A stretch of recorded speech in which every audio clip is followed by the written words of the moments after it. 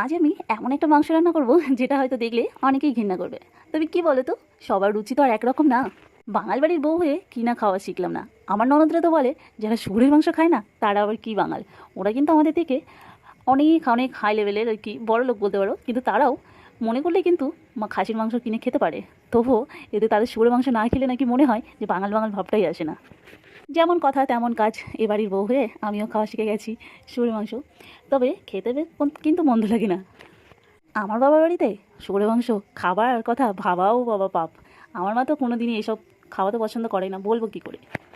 যাই হোক, দেখতে কিন্তু মন্দ লাগছিল না, খেতে বেশ টেস্টি, যার যেমন রুচি যার যেটা আত্মাই চাই। তবে সেরকমভাবে এগুলো কিছুই খেতাম না, এখন তো এক পিস চলেই যায়। রান্নাটা কেমন হয়েছে দেখতে বলো কিন্তু কমেন্ট করে। ভীষণ সুন্দর হয়েছিল খেতেও।